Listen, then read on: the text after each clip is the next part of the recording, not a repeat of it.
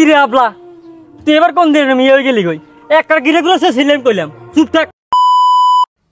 এই যাও যাও গাছের গোড়া গিয়ে ধরো। ভাই এখানে কিন্তু ডুপ্লেক্স বাড়ি করব, একটু ওইভাবে সমস্যা নাই ভাই।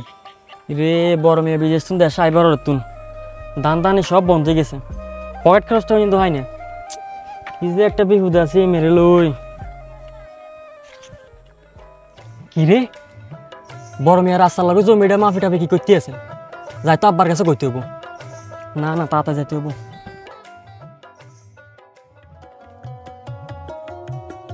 আব্বা আব্বা কিনে যে বড় মেয়ে কাম একটা করলিস জানেন নি? কি করছি? আমাদের বড় হলা রাস্তার লগে যে জায়গাটা আছে আমি নানি জায়গাটা একটা মাফি এলার আন্না কোথাও জায়গাটা আর নামে লিখে দিবেন। ও আমি এটা রাস্তার পাশে জায়গা মাপতেছে আর আমি কিছু জানি না? ওর সাহস কিভাবে হয়? আমি বাইসে থাকতে ও আমি এটা জায়গা মাপে? আপনার কোশ্চেন রাস্তার লগে জায়গাটা আমার দিন ঘর করবে লাই আপনার বড় ফলা দিয়ে ঘর করে লিতেছে। আরে মাথা ঠান্ডা কর, রাস্তার পাশে জায়গাটা তো আমি তোরে দিমু, তুইও ঘর করবি, সমস্যা নাই। জায়গা তো দিবেন কইছেন অনেক মেয়ে তো সব লিখে লিতে তাড়াতাড়ি চলে নিয়ে নেয়। বাবা দেখছেন দেখছেন কি মারতে আছে? এই ফরাস এদিকে, এই রানে এদিকে। কি সাব্বা তুই যে আমি নাই না জায়গা মাপতেছ আমার কিছু কইছস? তোর সাহস কিভাবে হয়? আমি বাইসা থাকতে তুই আমি নাই না জায়গা মাপস? আরে আব্বা আমার জমিতে আমি বাড়ি উঠাচ্ছি, আর এই জমি তো আপনি আমার টাকাতেই কিনছেন। আপনার টিয়া মানি আপনি বিদেশ যাবার সময় আমাকে বাঘের জমি বেছে আপনার বিদেশ পাঠাচ্ছি। ঠিক আছে তোকে ভাগের জমি বেচে আমার বিদেশ পাঠাইছে, কিন্তু এই টানা 10 বছর যে আমি বিদেশে যে খাটছি কামলার মতো খাইতে টাকা পয়সা ইনকাম করছি, সেই টাকা পয়সা তো সব আমি বাড়ি পাঠাই দিছি, একটা টাকাও তো নিজের জন্য রাখি নাই। আবার আপনি কিছু করেন না কা এই জমি পেছনে না আর দিবেন আর ছাড়া যদি অন্য কেউ হয় আমি কিন্তু না আগুন লাগাই দিন ডাইরেক্ট। আচ্ছা লাবিব শোন, তুই সেতিস না, এই ভাই যে 10 বছর বিদেশ আসছিল, এই 10 বছরের ইনকাম কিন্তু সব কিন্তু কাম করে দিছে। ভাই যদি বিদেশ না যাইতো তাহলে কিন্তু আমরা না খাই মরতাম। ভাই যখন রাস্তা লগে জমিটা চাইছে তো বাইলেও যাক না, আমাকে তো জমি আরো আছে, আমরা ওই জায়গার মধ্যে ঘর করি। ভাই যখন জমিটা চাইছে তো বাইরে দিয়ে দিস না, সিলে সিলি করলে কোনো কিছু হবনি। কি রে আপলা তুই এবার কোন দিন মেয়ে হয়ে গেলি কই একটা গিরে গুলো সে সিলেম কইলাম চুপ থাক। কি রে তুই আমার ছোট ভাই, তুই আমার মুখে মুখে তকর করস, বেশি কথা কইলে ঠ্যাং টুং ভাঙি এত ধরা দিম শুনস নি? কি আব্বা আর তার কাছে কোনো নাই বিচার রাখতেছি না আর তাড়াতাড়ি বিচার কারণ রক্ত রক্ত হয়ে যাবে কইলাম। আমি তো এতক্ষণ তোদের নাটক চাইতেছি, আমি বাসি দেখতে তোরা জমি নিয়ে আমার সামনে বাদল করস। এই ফরজ শোন, আমাদের জমি তো আরো আছে, অন্য জায়গায় বাড়ি করলে সমস্যা কি? আমি লাবিদরে অনেক আগে কইছি এই জমিটা লাবিদরে দিমু। না না আব্বা আমার রাস্তার পাশে জমিটাই লাগবে, এই জমি ছাড়া হবে না, আমার এটাই লাগবে।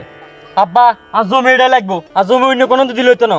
বা এভাবে তো সমাধান হইতো না, আমাকে এলাকার মধ্যে হদ্দার মাতবর আছে, আমরা মাতবরের কাছে যাই চলেন। তুই ঠিক কথা কইছ, মাতবরের কাছে চল। টাইম মতন একটা রিক্সাও আন যায় না, আর ও টাইমে রিক্সার থুব কতক্ষণ এবার বাজারও যাই আবার 5টা বাজে গেছে। মাতবর সাহেব কি তো কিনলে আইছো? বেজাল হয়েছে, ওটা সমাধানের জন্য আসছি। কি বেদাল আবার তঙ্গ? মাতবর সাহেব ফুলা তিনটা জায়গা জমিন লই বেজাল শুরু করছে, ওটা সমাধান লেগে আইছি, ওটা সমাধান করে দেন। বাপ অন মর ন, তোরা তিনটা যেমন বেদাল শুরু করে দিছ, বাপ মরে গেল তো মনে খুনাখুনি করে লেলি হোক। এই আগে ছোটটা ক কি হয়েছে? মাদ্র সাহেব বড় ভাই যেতে বিদেশে যায় সেতে আঙ্গ বাঘের জায়গা জমি এটি বেছি হে মেরে বিদেশ হাঁটাছি, এই পুরো সংসার টাই দিয়ে শোনা করছি। সে যে বিদেশ গেছে বিদেশে টাকা পাঠাচ্ছে আর এই জমিটা কিনছে, তো আব্বু কইছে যে জায়গাটা আনা দিব। ভাই বিদেশ না এবার হরে ভাই তো কিছুই করে না, সবে আই দেখাশোনা করতেছি, আব্বার খানা খরচ ওষুধ বলে আই চালাইতেছি, পুরো সংসারটা আই চালাইছি, আর ভাইয়ের কিন্তু ঠাইও নাই, এলে আব্বা এটা কিনবার সময় কইছে যে এই জমি আনা দিব। আচ্ছা এবার রনিক মাতবর সাহেব, আমার কথা হচ্ছে যাই ভাই 10 বছর বিদেশ করছে, মাথার গাম পায়ে ফালাইয়া টাকা ইনকাম করছে, ভাই সব টাকা আমাদেরকে পাঠাইছে, আর ওই টাকা দিয়ে এই জায়গাটা কিনছে। এখন আমি কইতেছি যে ভাই যত জায়গাটা পছন্দ করছে তাহলে বাইরে দিদি না, ভাই লুই যাক, আমাকে তো সমস্যা নাই, আমাকে অন্যান্য আরো জায়গা আছে, আমরা ওইখানে যাই ঘর করবো। লাভিবে হুদা উদি খালি গেল ভাই লোকে সিকুরবাকু শুরু করছি। আচ্ছা তোমারটাও শুনলাম। এ ফরস এবার তুই কত কি হয়েছে? মাতবর সাহেব এখানে আমি আর কি বলবো বলেন, শুনলেন তো ওদের কথা, আমি 10-10টা বছর বিদেশে কামলা খাটছি, মাথার ঘাম পায়ে ফেলায় কষ্ট করছি, সেই কষ্টের টাকা আমি একটা টাকাও কাছে রাখি নাই, সব আমি ওদের কাছে পাঠাই দিছি সব। এখন ওই টাকাতেই জমি কিনছে, কারণ আমি চাচ্ছি যে রাস্তার পাশে জমিটা আমি নেই, আমি নাকি নিতে পারবো না। আমার কথা হচ্ছে রাস্তার পাশে জমিটা আমারই দিতে হবে, আমি যেহেতু 10 বছর কষ্ট করছি, আমি রাস্তার পাশে জমিটা আমি চাই। আচ্ছা বুঝছি, তোমাদেরকে একটা কথা বলি, বাঁচবা আর কয়দিন?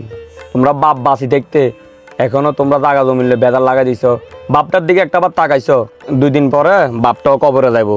এই সামান্য জমি নিয়ে তোমরা বাইরে বাইরে মারামারি লাগাই দিছ, আরো কত কি দিয়ে করবা আল্লাহ ভালো জানে।